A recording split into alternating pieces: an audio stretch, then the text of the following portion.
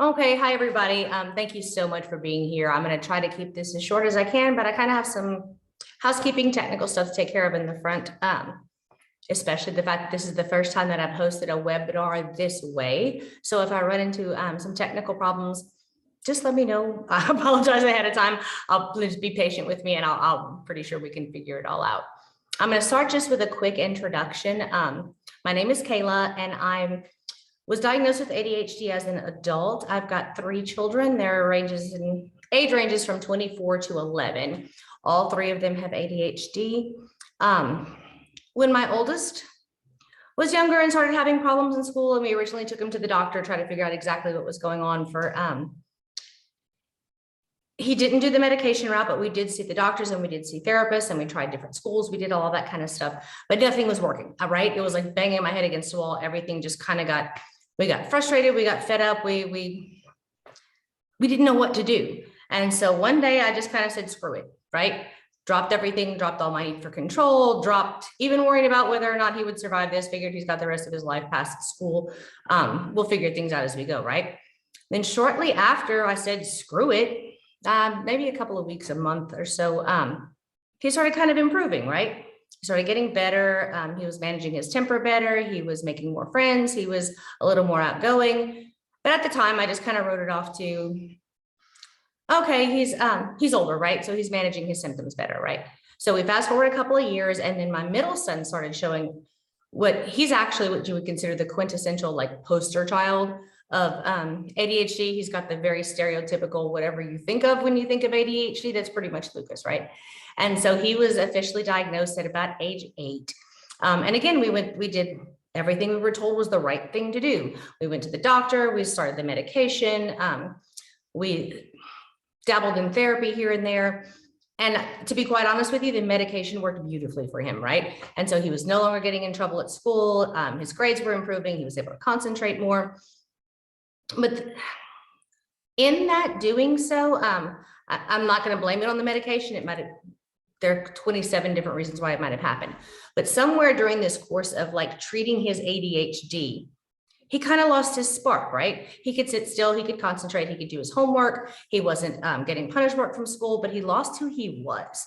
And we noticed it, I think, before even he did. And but we kept it going because he seemed happier. He wasn't getting in as much trouble, all those different things. And then he got to where he didn't enjoy the medication anymore again.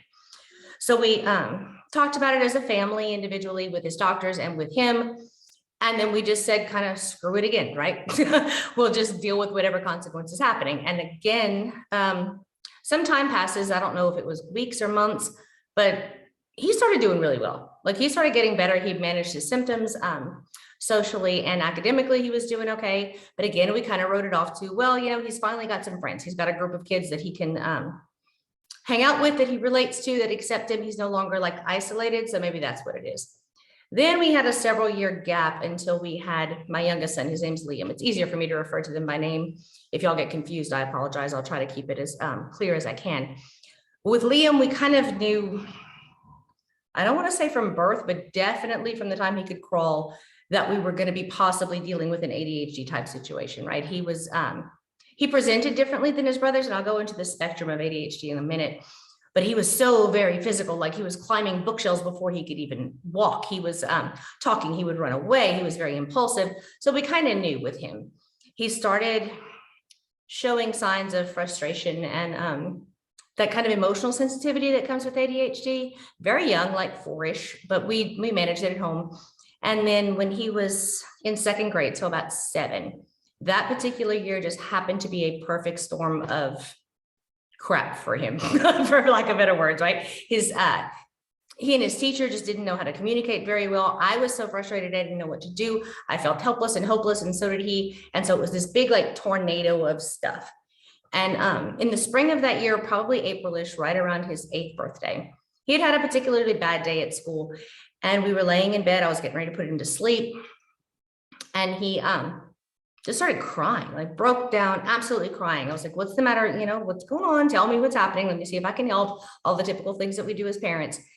And he told me, this first part's verbatim, God shouldn't have let me be born because my brain is broken.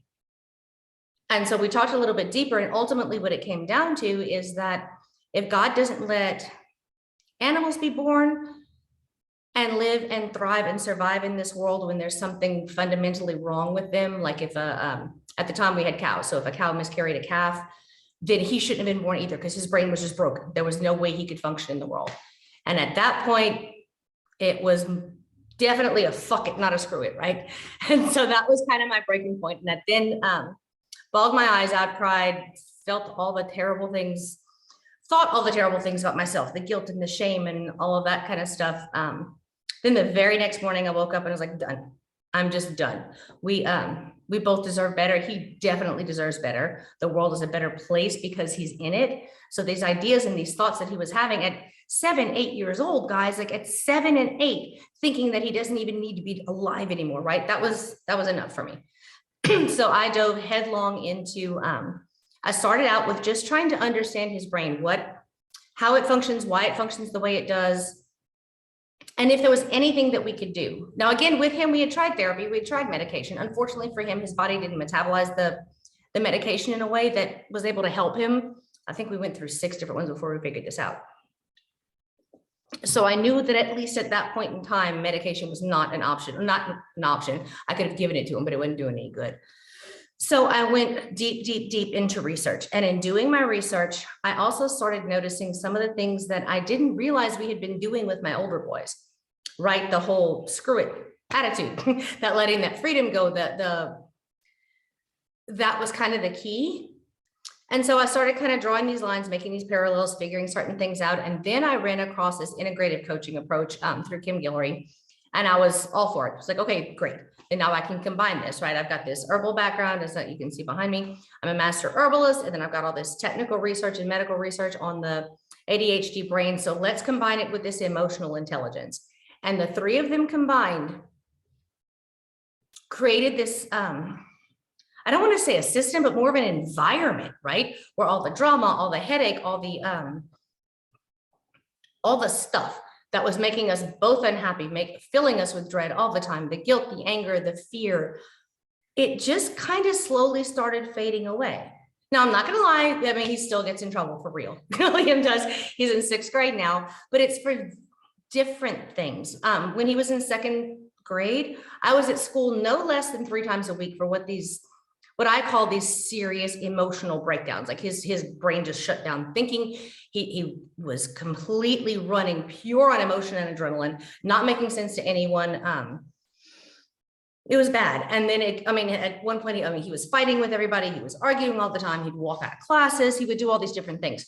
And so that kind of behavior has absolutely fallen off the map, right?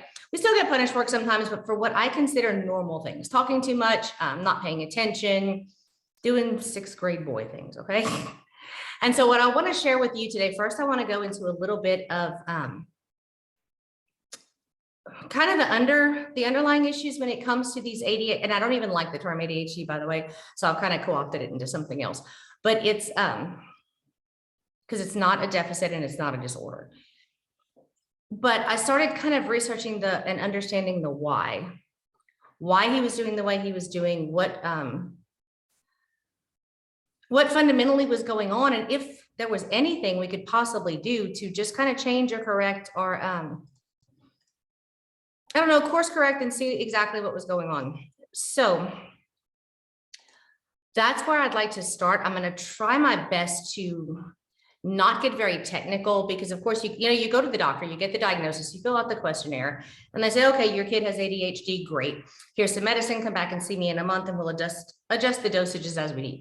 Period, the end, conversation, right? So then you take the time and you go on your own and you start trying to figure out why does their nervous system act this way? Why do they react in this situation or overreact or don't react at all? Don't listen to, like, why? And then you start doing research on your own, either in books or internet. Google's a big thing, but it almost seems like it's nothing but a laundry list of symptoms. And so what I'm going to try to do when I'm going into the underlying causes of the symptoms that you're seeing, and I'm going to try to present it to you in such a way that you can see from, if you happen to have ADHD yourself, like why, more the feelings and how you're experiencing it, rather than just a pure scientific list of stuff, okay? So the main two components that are going on are executive functioning and dopamine regulation. Dopamine, despite what a lot of people understand it to be, it's not a pleasure chemical, it's a habit chemical. Like if you do something habitually, you produce dopamine every time you do that habit, right?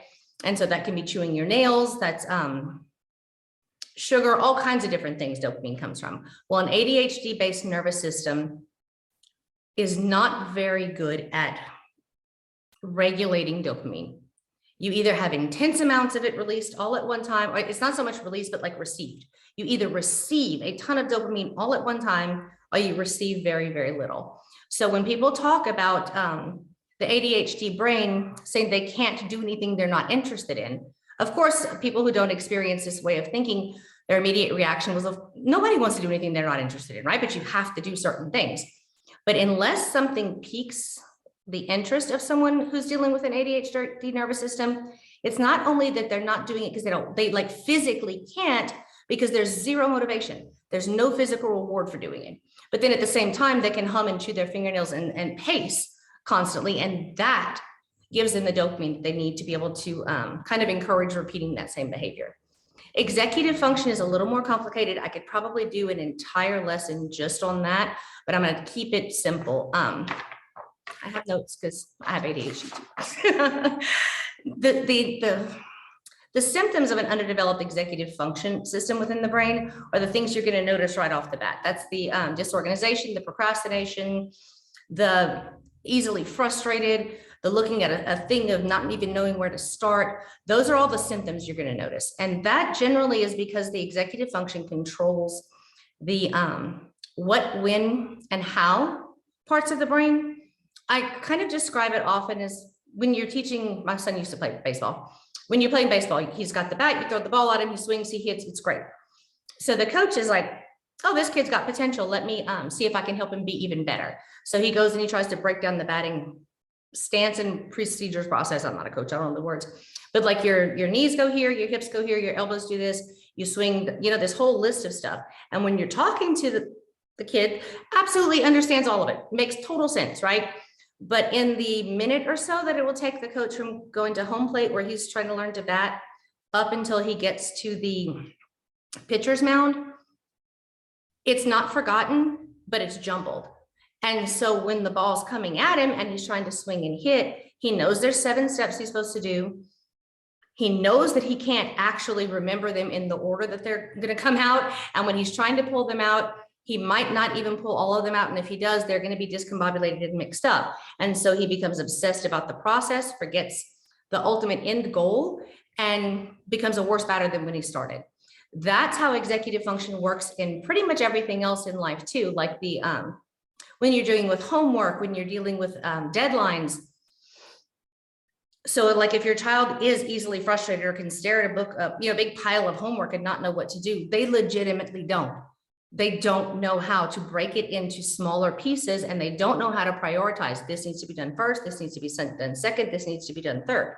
They're not doing it on purpose, and there's nothing wrong with it, right? I think that's one of the biggest messages that I try to give to my clients when I'm coaching them and working with them. There's nothing wrong with the way their nervous system is done. There's nothing wrong with my nervous system. My brain is just fine.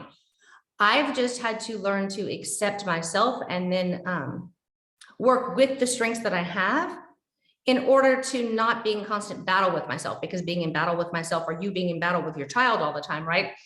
It's not going to produce good results at the end. So that's the very, very bare minimum of executive functions.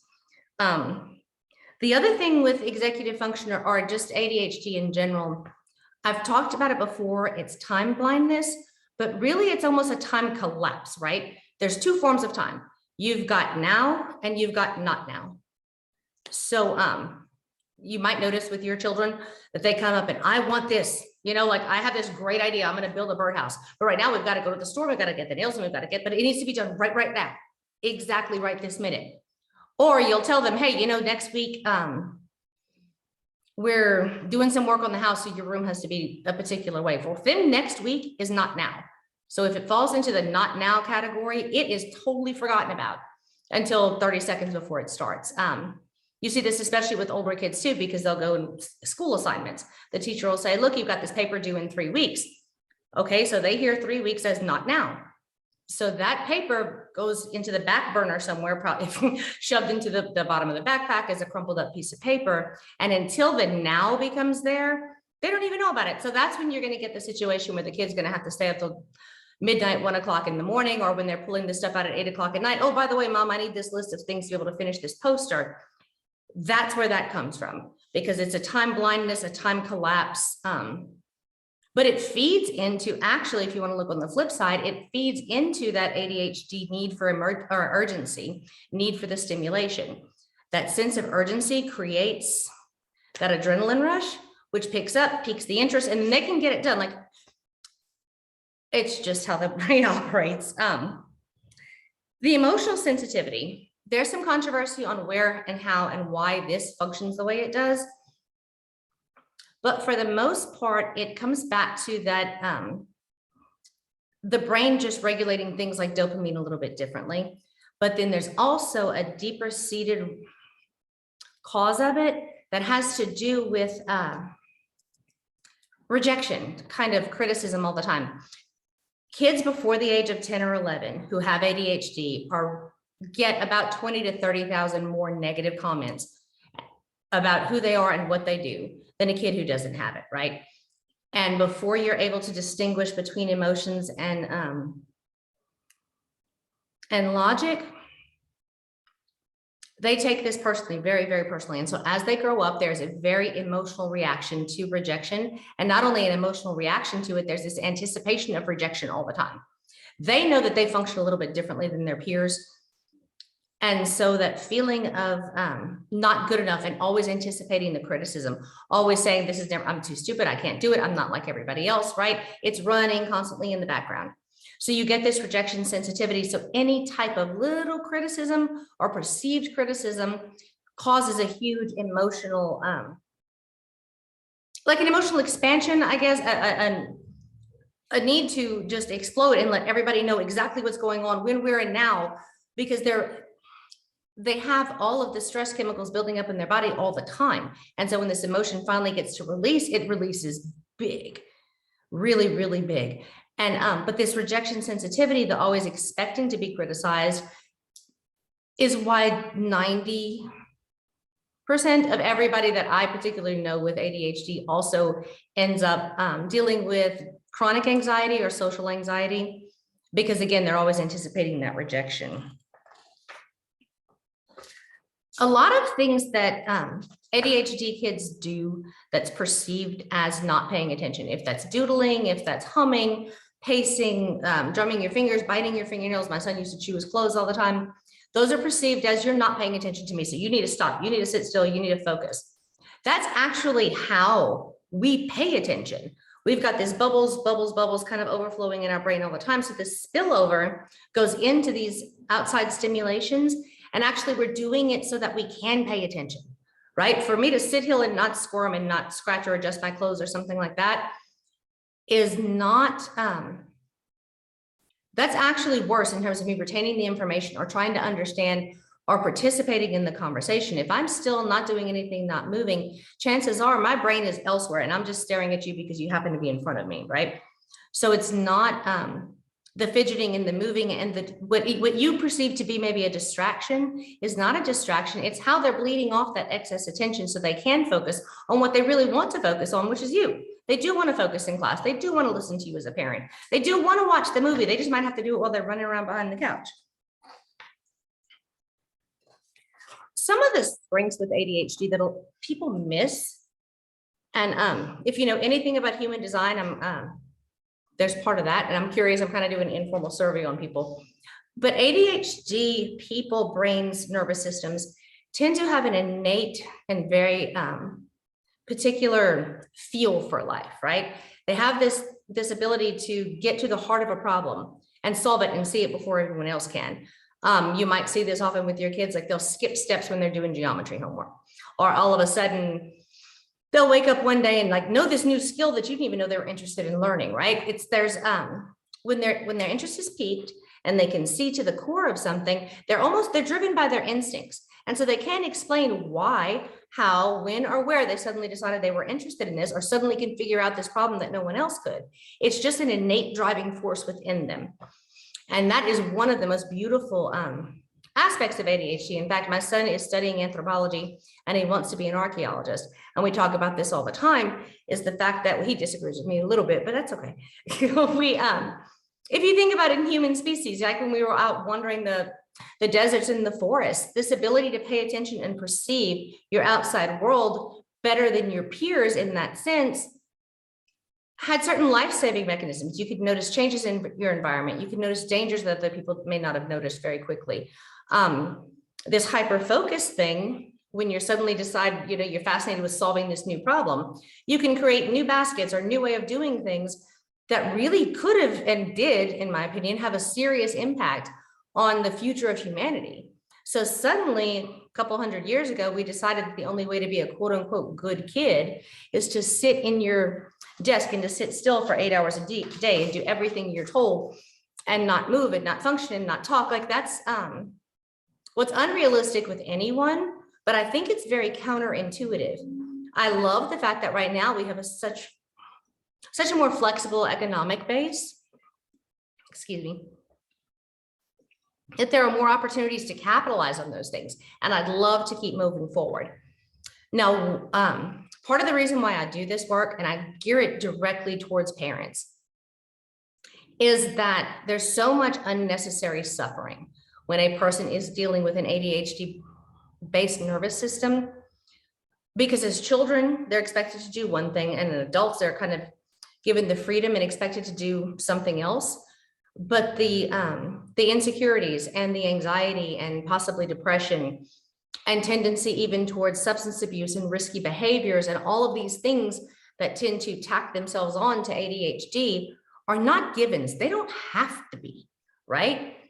But if I were to go directly to the child and try to coach the child without these lessons and tools being implemented and reinforced at home, where then home, whoever that happens to be, parents, grandparents, guardians, can take that information and give it back to the teacher or the school or whoever else needs to hear it, it's going to add one more layer of frustration to your child. I can take your child and I can code, look, this is how your brain works. This is what you need to do to not, but when you've got the rule enforcers and the rule makers not on the same page with the child, it's only going to cause more frustration. There's not going to be the success because they're going to be running up to this wall. And look, Miss Kayla told me how to do this, and the parents, yeah, but that doesn't work. So it actually works better going to the parents and for that respect. And then the other thing is safety. Any human being, our basic needs are safety first, even when it comes to food, to shelter, to warmth, to clothing. All of these things have its root in safety. As a parent, as a guardian, as a caregiver, you provide that safety to your child. And when you can understand and better direct your attention towards developing and seeing your ADHD child grow and adapt and learn to capitalize on the most wonderful parts of their ADHD personality, then they will naturally build and accept themselves too. The most problems come when you've got school or work or whatever regimented institution is doing one thing, and they're getting punished and they're getting ridiculed and they're getting criticized. And they get home and they're also getting punished and ridiculed and criticized, right? Then you have this very frightened, very unsafe little person who not only is afraid of everything, but also feels that they have zero agency, no say-so, no control, no any kind of, I guess agency is the word, like any kind of way to control or dictate or even explain to you what's going on, because of course, when they're very young, they don't have enough life experience yet to try to give you these examples and these things.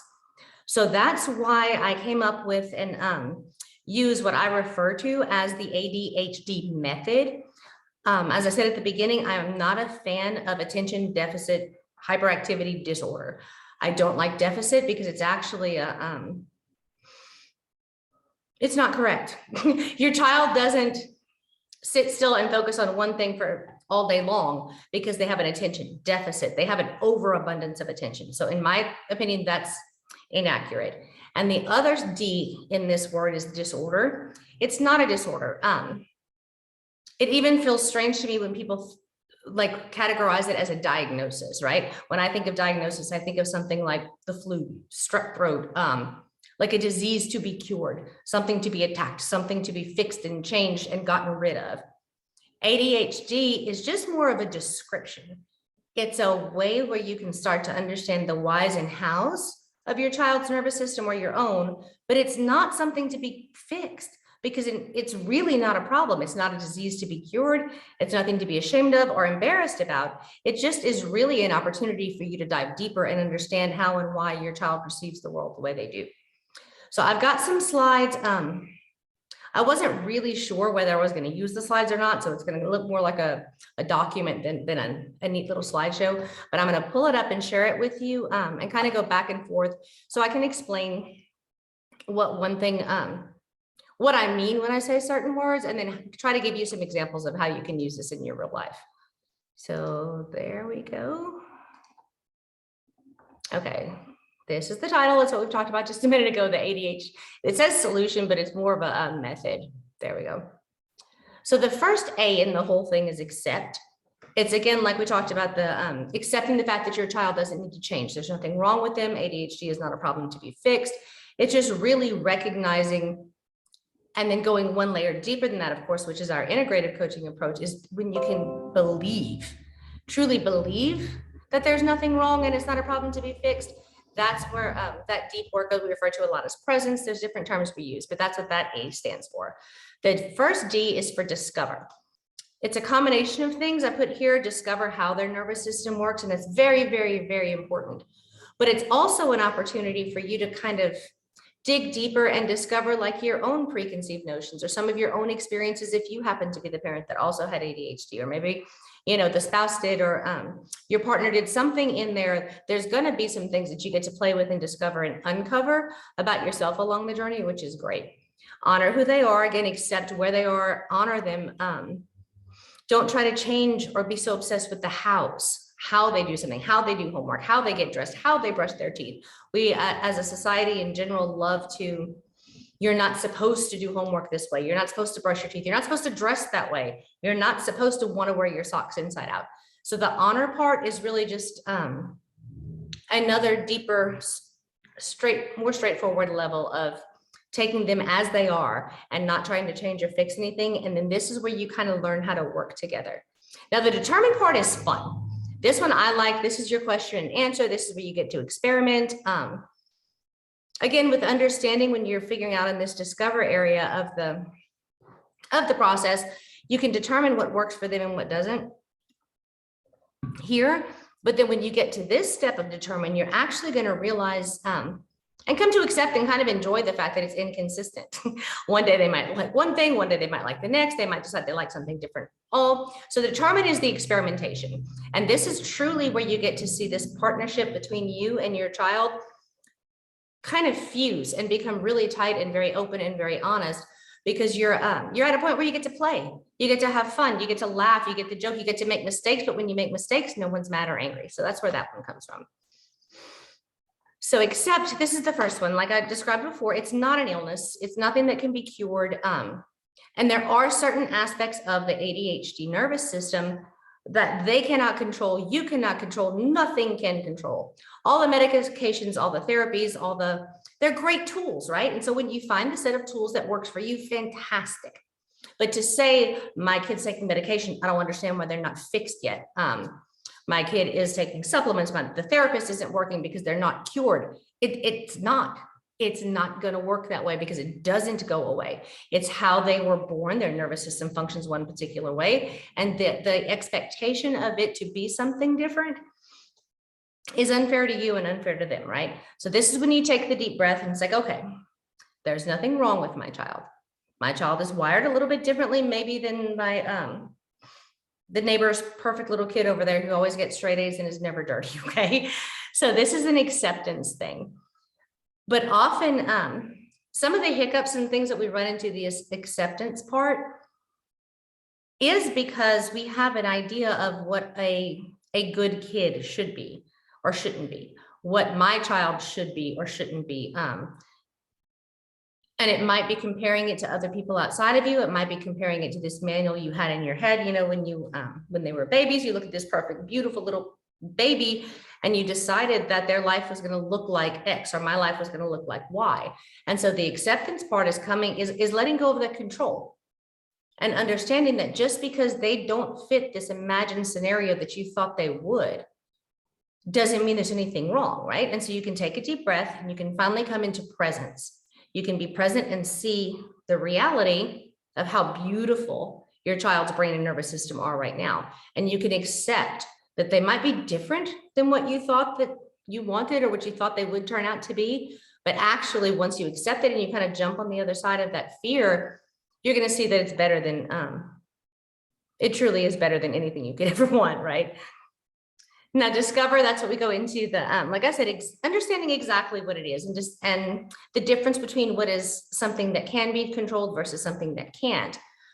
And then it's a great chance for you to start noticing the strengths, like what is your child good at? And if they're good at, like Liam, my youngest, is very, very physical. So rather than, you shouldn't be physical, you shouldn't stand, you shouldn't run, jump, play, fidget, do all the things, when you discover that he's really good at those things, then one, you can direct other activities, extracurricular activities that way to capitalize on that. But then also that's when you say, I wonder if he would do better doing homework standing up rather than sitting down. Or my oldest son really liked music. He was actually in the drum line. And so we would create rhythms when you're spelling words like D-I-S-C, like you can play with it. But this is an opportunity for you to start learning the very particular, unique traits of your child. And it's also a chance for you as a parent to reflect. Why did this one behavior bother me so much? Why is it that the fact that he doesn't close his drawers in his room, I take it so personally? Why is he doesn't like to wear he likes to wear his socks inside out because the seam bothers him? So why is that such a thing for me? Why do I really need him to have his clothes match all the time? Why do I care if her ponytail is messy? Why do I care if she doesn't like skirts? This is an opportunity for you to uncover your triggers. And then you get a chance to dig deeper and see exactly why you're having such an emotional reaction to something that in the broader picture of things really doesn't matter, right? If you're,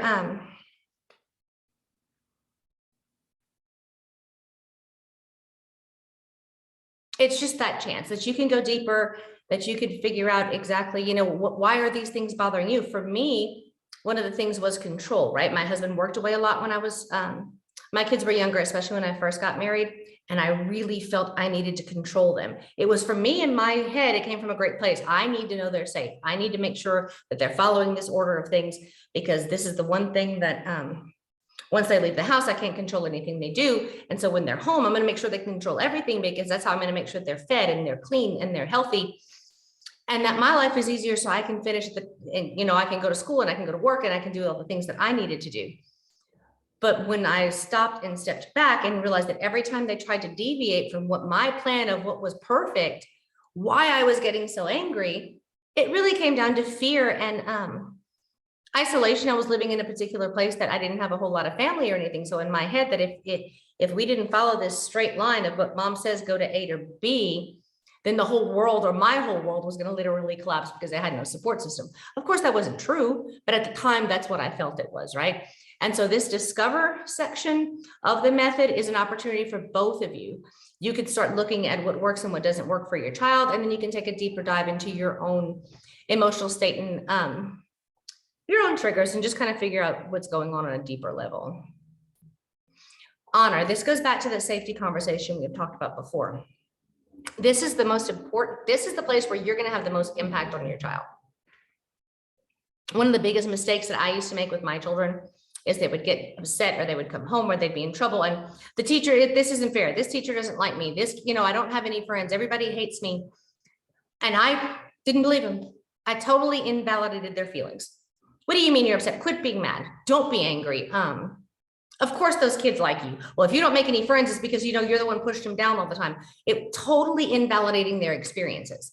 So they're at school and they're getting corrected all the time, and they get home and I'm telling them they're liars, essentially, right?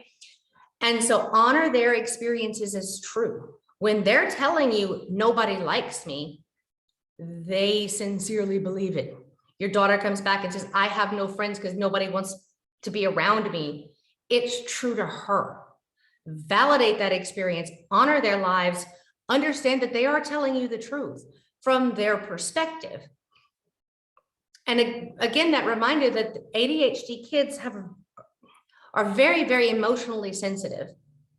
And so when you're invalidating them, they're taking this rejection and this fear of abandonment, and they're turning it inward. So, okay, they'll see there is something wrong with me. I shouldn't feel this way. I'm not supposed to be scared. If no kid wants to play with me, that's my fault. They're taking and internalizing all of it. And that's what ends up coming out later as the anxieties or the trying to numb it through substances, through risky behavior, through shopping, sex, food, all of that, right? They're trying to numb that thing because no one in their life has ever told them that what they were experiencing was real or true or valid or meaningful. So you as a parent, if you provide that safe place, and all you have to do is say, I believe you. You don't have to agree, but understand the difference between agreeing with a circumstance and believing their experience to be true. Their experience is true as far as they can see, understand, feel, and process it. The circumstance, whether kids are actually coming up and saying, I hate you and I don't like you, that's kind of irrelevant, because once they're able to, or you are able to work with them and build this foundation of more self-worth, then they will feel more comfortable showing the more authentic sides of themselves to you first, of course, and then it'll translate into school. So the rest of it's going to follow suit. But when you're not believing their version of reality, you're kind of reinforcing and unintentionally, of course, we never do any of this intentionally. You're putting it back on them and kind of saying, yes, there is something wrong with you, right? And this is also where the how comes in. You're supposed to sit down. You're not supposed to have a dirty face. Your clothes are supposed to match. That we put so much emphasis on how our children do things, we forget that ultimately it's the what. Who cares if they have to stand on their head, listen to music, or play with a cat while they're doing their homework like Liam is doing here, as long as the homework's done. But as parents, we often get caught up in the how, and that how goes back to that judgment. What is someone else going to think? Or I think that they should, or I think that they shouldn't. So honor is a very, very important part of it. And determine, like I said earlier, this is the fun part. This is where you get to experiment. And of course, the solutions that you come up with to work with your child at home aren't always easily translatable in the classroom. Like I can't expect the teachers to let Liam bring a cat into school, or I couldn't let them expect like Lucas to walk circles around his desk while he was in the middle of taking a test, right? But sometimes, not sometimes, when they know that at home, they have the release of those expectations. And when they are home, they get to live life in the way that suits them best. It takes that pressure off when they're in the school environment. So of course, you can go up to the teacher and say, look, this is what we do at home. Maybe there's a compromise, an alternative you can do in the classroom, or you could just kind of encourage your kid. It's like, look, I understand that. And that's the teacher's classroom, and that's fine. That's how she functions thing. Just tolerate it while you're there, because you know, when you get to home, you get to do it your way or whatever else works best for you. And then remember to keep in mind that one of the cool things about ADHD is that it changes often, right? And so it goes, what works for him one day may not work for the next, because that's the hyper focus or the not focus, or goodness, he might like absolutely be obsessed with Pokemon one day and then not pick it up for 6 months because he's suddenly decided he's going to be a wood carver. And then a year from now, he's pulling out all of his Pokemon cards and you walk in his room and they're spread everywhere. And that's okay. That's how he works. That's how they solve problems. That's how they manage crises so well. And that's how they can see a truth often that we can't see. And so to expect the same solution that worked on Tuesday to still work again on Friday, you're setting yourself both up again for more frustration. Because ultimately it really does come down to your expectations, your the manuals you're running around with, and truly just accepting the fact that your child is the way they are. Their nervous system is beautiful and wonderful, and you can keep doing whatever it is you need to do. I'm going to stop sharing real quick and just kind of wrap this up. I'm at 50 minutes, so I think we're good. Nobody asked any questions or put anything in the chat, which is fine. You're welcome to message me, email me, contact me in any way that you can, and I'll be more than happy to give you information. And just to let you guys know, starting right after the first of the year, I'm going to be doing small group coaching. This will be an opportunity for you to get one-on-one help from me, as well as watch and witness and share the experiences of the others. The small group that I'm doing, I'm keeping it really small. Like I don't want more than 10 people in it at all. It's going to be a 6-week program. It's going to cost about $175, but those of you who registered to attend this webinar, there's a little bit of a discount in there. But I'll be contacting you guys via email, and we'll keep you posted and keep you updated.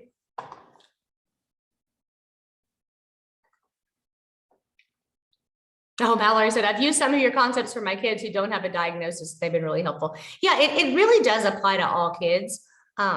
My focus, of course, is ADHD kids, because that's where I am. That's what I do. That's my life experience. But yeah, there's nothing that's done here through this whole ADHD method or anything else that can't be applied to anyone or any other circumstance. So thank you for that, Mallory. All right. Well, if nobody else has anything to do, I'm going to be sending out the recording access emails to you guys. Again, contact me directly if you want to, and look forward to the group coach announcement that's going to come out pretty soon. Thank you and have a good evening. Bye.